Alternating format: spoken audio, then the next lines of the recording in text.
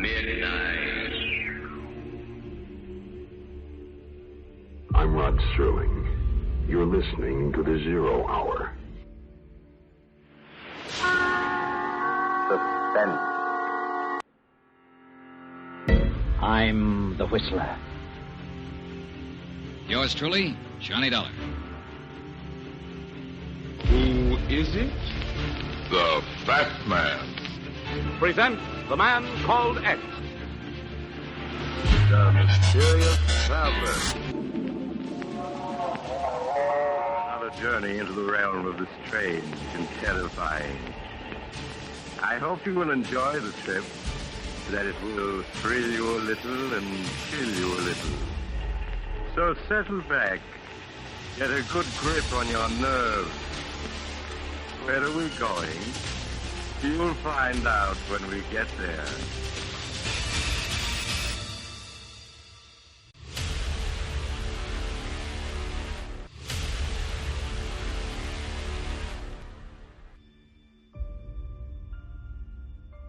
Testing. Hello and welcome to another week of Mystery and Suspense on Dwayne Old Time Radio.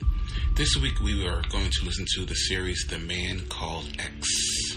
The Man Called X aired on CBS Radio and NBC Radio from 1944 to 1952.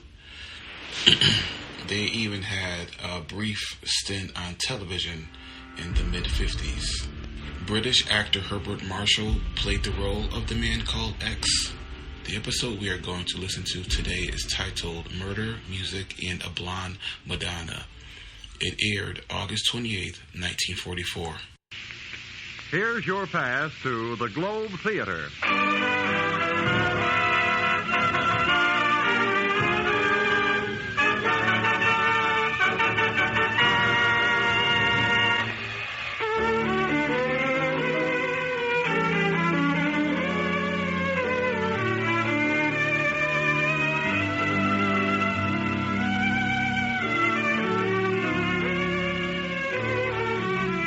This is the Globe Theater, the radio playhouse especially for men and women of the armed forces of the United Nations. Just as the Globe Theater has meant the best in entertainment since the days of Shakespeare, today it means the best in radio drama for servicemen and women all over the globe. Here to tell you about tonight's play is your host at the Globe Theater, Herbert Marshall.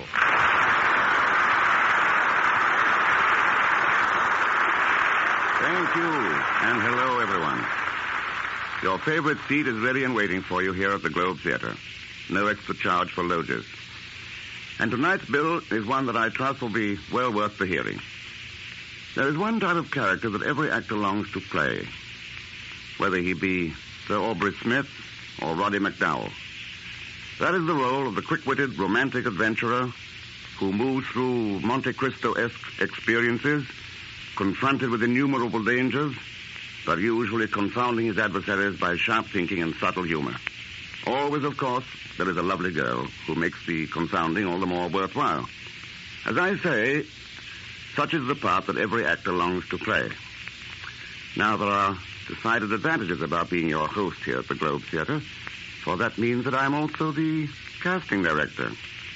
And when a fat, juicy part of the title I've just described turns up, whom do you suppose was chosen to portray it? Well, not Sir Aubrey Smith or Roddy McDowell. I need only add that the title of this play is The Man Called X. What happens is of an exciting nature, I think you'll agree. So, let's up the curtain and let the play begin.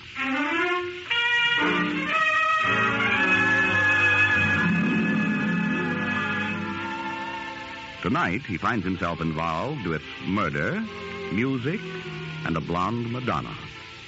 But at the moment, he and Nancy, his best girl, are sitting in a booth in a smart cocktail lounge in Midtown Manhattan.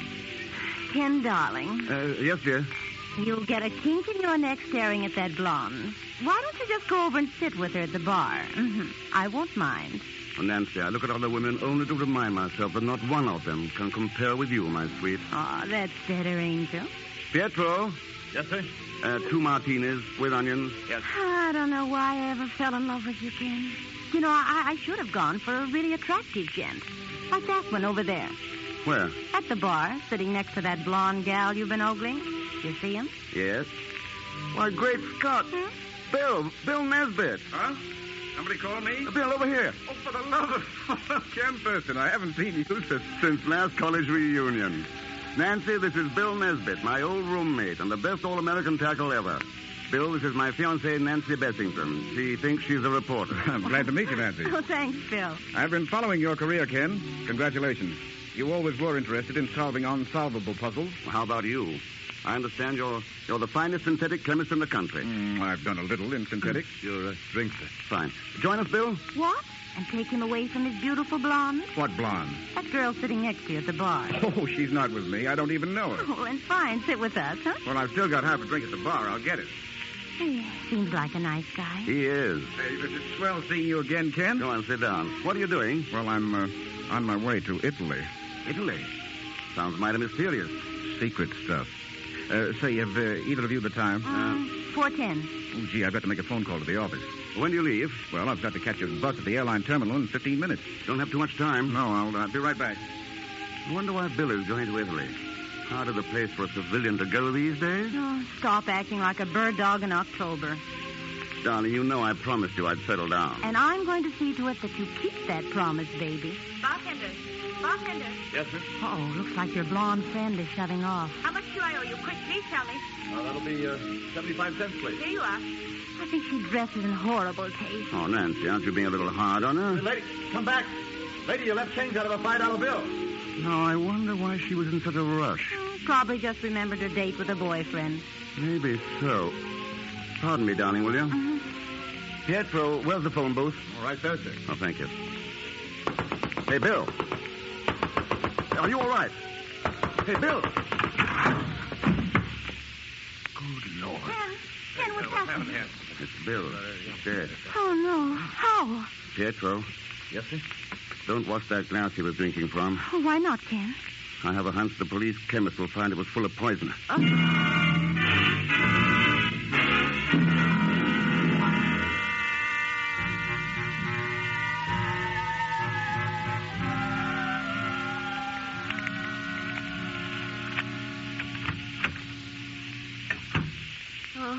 It's good to get back in my own apartment. You know, I'm not as used to looking at corpses as you are, and I feel a little sick. Yeah, I know. I don't feel particularly chipper myself. Poor Bill. He would have won the Nobel Prize for chemistry one of these days. Ken, who could have done such a thing? I don't know. What's that you're looking at? Something I found in Bill's pocket.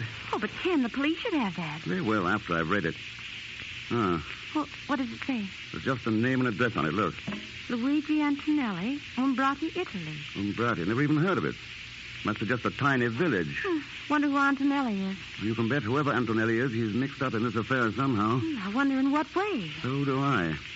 And I intend to find out. Oh, no, Ken, no, not Italy. Why poke your nose into this? Because I don't like old friends of mine being poisoned. I'm funny that way.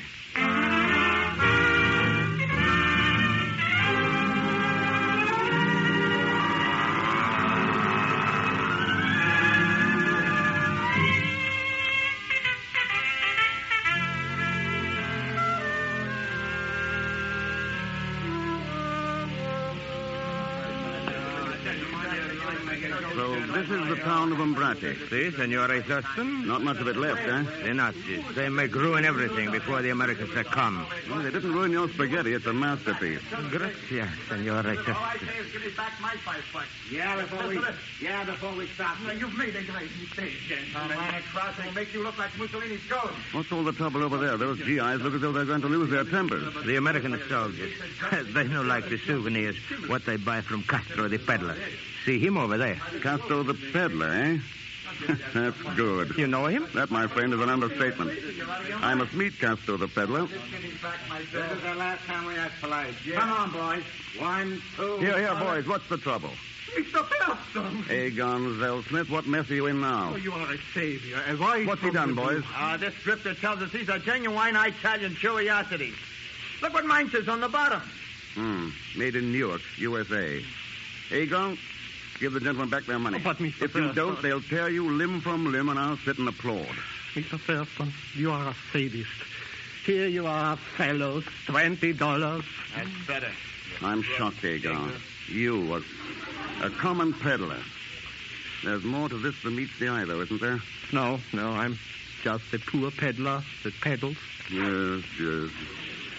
I can make you a better financial proposition. Mr. Thurston, those words are like the soft wings of a bird. How much? 50. 100. 50.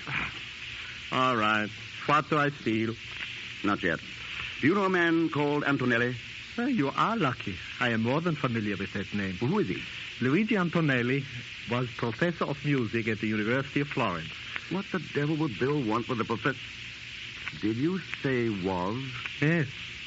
Alas, Signor Professore Antonelli died yesterday. Today is his funeral.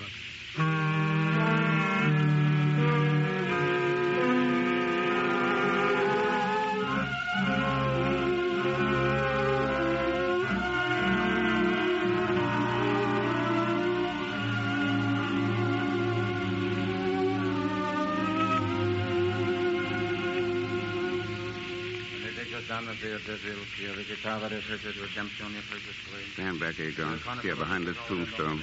I dislike graveyards intensely. But this funeral fascinates me. Why are there only those two mourners? Alas, Signor Antonelli had but few friends. Who are those two women? His sister and her daughter. They've just arrived from Rome recently. Oh, so they just came down from Rome, did they? Yes. Well, a few days ago, I saw that girl sitting at a bar in New York. Impossible. She just came Agar, down... I grieve me to tell you this, but you are lying. Mr. Thurston, if you did not pay me so well, I would be hurt to the quick. How well do you really know these two women? Tell me the truth. I have never spoken to them. For $50 more, would you tell me the real truth? Aha, in that case... I thought so. But cash... In a cemetery? Well, the dead will not object to a small financial transaction. Cash, please. Oh, all right, here you are. Good. Now, the truth is this. I pretend to be a peddler. Those charming ladies pay me to stay in this town so I can notify them should anyone try to get near their house. Why are they so eager to keep people away from that house? Who knows? Perhaps, I merely say, perhaps, Signor Antonelli is not in that coffin at all.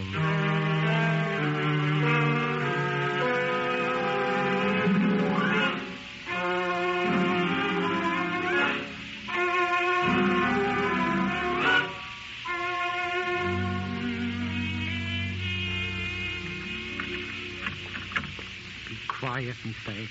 The women will be back soon from the funeral. This mansion is quite a dump. The Palazzo Antonelli dates back to the Borgias. Where would Antonelli be? I do not know. I've never seen him. Where does that staircase lead? Oh, to the bedchamber. Let's try it. Mr. Thurston, the women will be back soon. Courage, Agar. The staircase was built too steep. Listen. Behind that door. Door's locked. Signor Antonelli, can you hear me?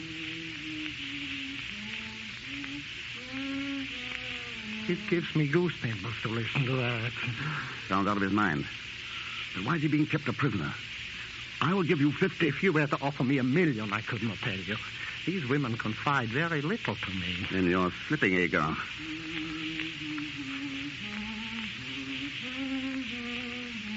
Signor Antonelli, I am an American. I know you are being held a prisoner. Can you hear me?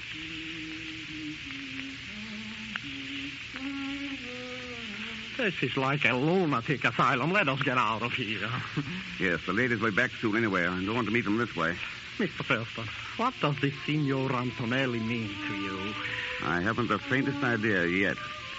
Maybe I'll know more after a formal call I intend to pay this afternoon.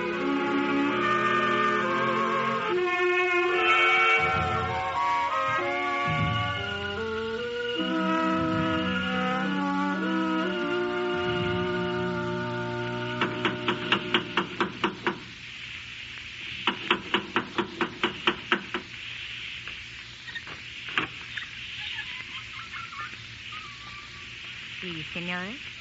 I have come to offer my condolences at your loss. I'm Signor Thurston from America. I studied music under your uncle at the University of Florence. Won't you come in? Mama, this is Signor Thurston. He knew Uncle Luigi, and he has come to pay his respects. You come at an unhappy time, Signore. But since you are here, won't you sit down? Signora, I too feel your loss very keenly. Your brother taught me much about music and more about life. He was a great man. You are right. I'm glad to know that someone young and a foreigner still holds his memory dear. What was the cause of his death, Signora? While my daughter and I were at Rome, the Nazis occupied this village. They knew how my brother felt toward them. Don't cry, Mama. The past is over. I came here to Umbrati hoping to talk over old times with him. I was shocked to hear. You're very kind, Signor. Not at all. We are being ungracious, Tina. I will get some wine for Signor Thurston. Yes, Mama. The Nazi swine in their retreat from you wonderful Americani at least forgot to loot our wine cellars. I believe you will enjoy our wine. It is the finest in these parts. You will excuse me. Certainly. Strange. Why do you look at me like that? I came to find death, and I found beauty. You are making love to me, Signore. You choose a most unhappy time. When a man is swept off his feet, as I am now, love does not wait on birth or death. I had heard how impetuous Americans were. No, Signore.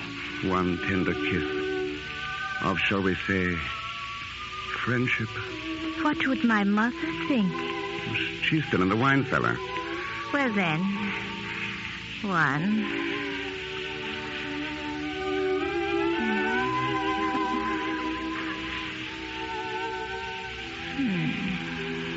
Your name? Tina. Tina. I could compose a tone poem to that name. Please, Mother is coming back. Mother has no sense of timing. Those steps are hard on an old woman. Here, Tina. Pour Signor Thurston's glass. What an exquisite goblet. Yes. Botticelli made it for our ancestors. Probably the Borgias? Signore does not know his history. The Borgias were poisoners. So they were. Here, Signore. Taste it and tell me if you ever had a finer Barolo. Yes. Drink, Signore. But, neither of you joining me? No, Signore. Then I insist your daughter at least take part in an old American custom. It is called the loving cup. When a man meets a girl as exquisite as you are, Tina, he asks her to drink first from his glass. Tina is too young to drink. Oh, surely an exception can be made. My daughter accepts your flattery, Signore. However... It isn't flattery. To look at your daughter is to have some of the chill taken from the memory of her dead uncle. You have not touched your wine, Signore. I wouldn't think of it until your daughter first sipped from my glass. I have told you I cannot allow my daughter But I insist. It is difficult to know where flattery ends and rudeness begins with you. Come now, Tina, surely you can't object to drinking your own wine? Or can you? Of course not. No, certainly not. Well, then. Very well. Tina, no. You did not really think I was going to drink it, did you, Signore? Considering that it would probably kill you, I doubted it very much. And now the comedy is over, Signore. Oh, I see you know how to use a revolver also. Yes, and I must insist that you stand quite still, or I will shoot a hole between your very attractive eyes. Egon. Yes, Signore. Aha, Egon, of course, hiding behind the screen. I'm coming, Signore. Poor Mr. Thurston. You should not have come here. Egon, take care of this gentleman. As always, it is a pleasure to take care of Mr. Thurston. Show him to the cellar. And tie him up securely. Just my luck. Here I am having a quiet little party with two of the loveliest ladies in Italy. And I have to go to a nasty cellar with Egon.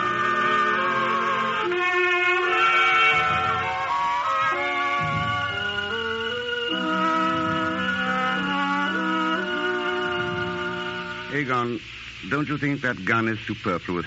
With you, I take no chances. Where is your shame? Taking my money and then telling those women who I am. Mr. X, Believe me, it is very difficult to have both a conscience and a bank book at the same time. Oh, dear, what wouldn't you do for money? Offhand, I can't really imagine. How much did they pay you to double-cross me? 1,000 lira. I thought so. 1,000 lira. Not worth the paper it's printed on. It is? Of course not. You're beginning to make me very nervous. Italy is an occupied country, but that money wasn't worth one good American nickel. If I thought you were telling me the truth... Have I ever lied to you? Yes. Yes, but always with such charm, Mr. X. Are they asleep by now? Oh, yes. I heard Tina say that they would take Antonelli across the German lines just before dawn. You have no sentiment, Aegon. Think of that poor old man locked up. For $500, I could reap buckets and at the same time cut those ropes. 200. 5. Either my price or I sit here and starve. Which will it be? Naturally, I cannot let you die. It's a deal. No, it is no use unless I can get to Antonelli's room. By the merest chance, I have a key to the room for 50 more. No, 200 net. What can I do? My heart will not allow me to permit you to be eaten by those rats. Wait, I cut you free. Ah, you have a noble soul, Aegon. Sometimes. It's amazing how money will make me as soft as putty. Huh? There you are, free now, and here is the key. Thank you. Now, come with me upstairs to Antonelli. I'm sorry, Mr. Thurston. I must refuse. I'm really quite tired. I've had enough and made enough for one day. And so, Mr. X, we come now to the parting of the ways. I go back to town, and you go to the... Yes, that's probably right, Aegon.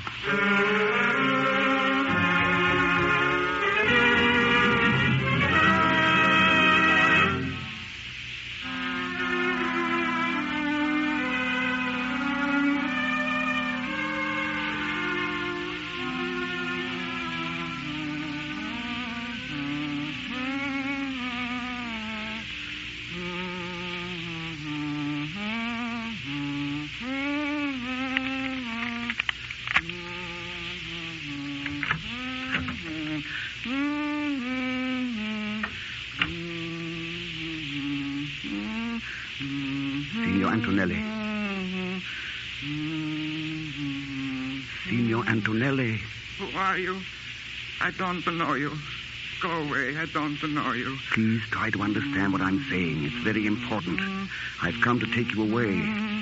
Away from those women. I don't know you. I don't. Yes, I know all that. How can I make you understand? I'll take you to a hospital. I'll take care of you. You'll be well again. Oh, stop humming and listen to me. I do not know you. I do not know you. I do not. My name is Ken Thurston. Go away. You want to hurt me like the women hurt me. No. I'm a friend of Bill Nesbitt. And a friend of yours. Now, I believe you. Great Scott. But I had to make sure. Thank heaven you've come. You mean you've been? It was the only way to keep those women from finding anything out. So you pretended to be out of your mind? Yes, I fooled them completely. Now, how is my friend, Bill Nesbitt? He's dead. Dead? Yes, murdered. Poisoned by your niece, Tina. She is not my niece. She and the other one are agents of the Gestapo. I thought so. But why did they kill Nesbitt? He wanted me to sell to his company my brother's formula. Your brother? Yes, before the war, my brother was one of the great chemists of Europe. Oh, so that was it. What happened to your brother? He was killed by the Nazis. You say he had a formula that Bill Nesbitt wanted? Yes, for a new type of synthetic. What synthetic? Well, I really don't know. I'm a musician. I know nothing of science. But my brother handed the formula to me to keep for the day when Italy would be free. Did the women get the formula from you? No. They tried to get it. Day after day. Day after day. But I fooled them. Good work, Signor Antonelli. Have you got it with you? Yes. Where is it? In this room. So you hid it. Where? Oh, no, good heavens, Signor Antonelli. This is no time to... That's it. That's the formula. I don't understand. What do you mean? When a musician plays the tune in the key of E, using B flat as the chord for the letter A. I see. A musical code. Exactly. Played and varied 5 times. Only I know the variations. When it's decoded, the entire formula is spelled out. And you've kept it in your mind all this time? Yes, I assure you it has been nerve-wracking to hum that same tune over and over, but I had to do it so I wouldn't forget. Not quite so fast there, Mr. X. Good evening, ladies. Or shall I say good morning? This is no time for your cheap American wit, Senor Thurston. My daughter is a very good shot. I would advise you to stand quite still. What are you going to do with me? It's all right, Antonelli. We are taking you to Berlin. They will beat me in Berlin. Don't beat me again. Shut up, you fool. So you're taking him to Germany? Yes. We have doctors there who can make that idiotic mind of his spill out its secrets. Keep still, you dithering lunatic. Let him alone, Mother. He is harmless. I cannot stand that humming over and over again. If he does not stop humming, I'll gag him. Don't hurt me. I'm just an old man who hates the fascism. Take your hands off of me. Smart work, Antonelli. Hold up. No, you don't, you little witch. Let me go. Get the gun, Antonelli. I have it, Mr. X. Fine. Don't move, ladies. Shall I shoot them? Both of them? What is this? I don't understand. It's very simple. Signor Antonelli is not the fool you presumed him to be. He is not insane. No, Signor. It is you and your daughter and people like you who are the insane ones. But now I think I shall do with you what they do with all mad dogs. Mother, I am afraid. Do not let him kill us, Senor Thurston. It will be a pleasure to destroy you both. No, Signor Antonelli. Let's not use their tactics. There will be judges for them. Judges made up of your own people. Hold up your hands, lady. Oh. You've caught them, Mr. X. I'm afraid your heroics have come a little late, Agar. Oh. Is there anything I can do? I'm afraid not. Go to sleep now. Did you find out why they wanted this old man? Naturally. Why? Signor Antonelli had a formula. Tell me, Mr. X, what was it, huh? If the first note stood for chlorine, and the next 3 notes stood for oxygen, carbon, and nitrogen... Yes, what would it all mean? Wouldn't you like to know?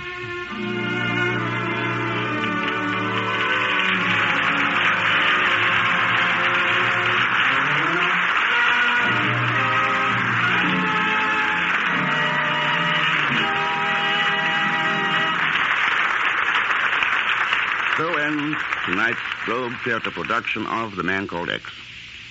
I know you'll join me in thanking Bernie Schoenfeld for his excellent script, Felix Mills for composing and conducting the score, and Bill Robeson, who presided in the control room.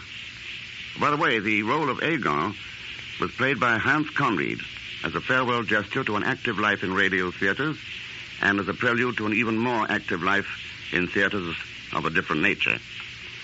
Mr. Conried, I might add, relinquished the finest head of hair in the Western Hemisphere to become Private Conried, his Army serial number escaping me for the moment. Watch out for him. If his performance as Agon is any indication, he'll be a slippery man to deal with on the evening of payday. By the way, it really was fun to play the role of Ken Thurston for you, and I trust you enjoyed the adventures of A Man Called X. As for the next performance from the Globe, you'll hear Walter Abel, Louise Alberton, Ralph Bellamy, and David Bruce in a neat little thriller called Phantom Lady. Here's a short preview.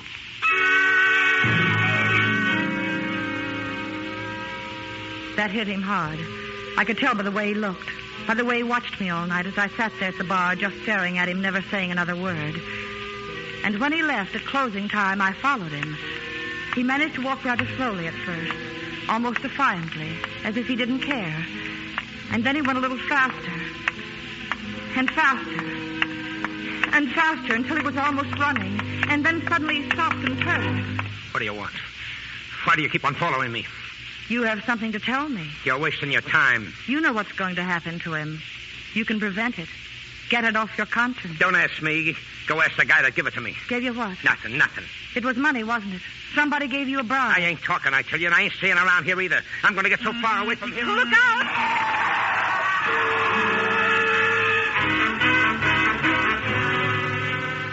It's going to be a good show, and I know you'll want to hear it. So, jot down on the inside of your helmet liner that you have an appointment at the Globe Theatre with Phantom Lady, starring Walter Abel, Louise Alberton, Ralph Bellamy, and David Bruce. I'll be on hand to show you your seat and take care of the introductions. Till next performance, then, this is Herbert Marshall wishing you all the best, and I'll be seeing you.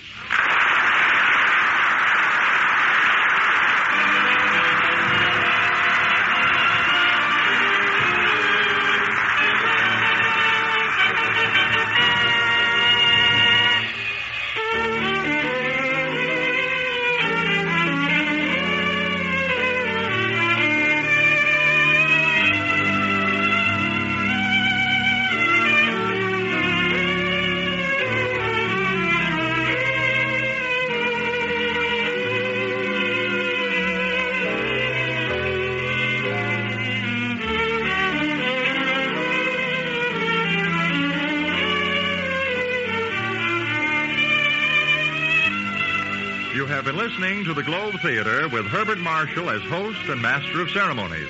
The Globe Theater is presented for servicemen and women of the Allied Armed Forces all over the globe. Listen for our next Globe Theater production soon. Thank you for listening to and showing your support for my podcast. If you would like to receive notifications of when new episodes are posted, please subscribe to my channel. Subscriptions are 100% free, and they really help me get an idea of how I'm doing. You can also go to my website where you can listen to all of my podcasts for free, and you can also download episodes for free. The website is otr.duane.media. There is also donation information on there if you want to show your support or become a patron. You can email me at info@otr.duane.media. I'm also on Instagram at duane.otr. Well, hope you enjoyed, and until next time, stay safe, wish you well, and as always, peace.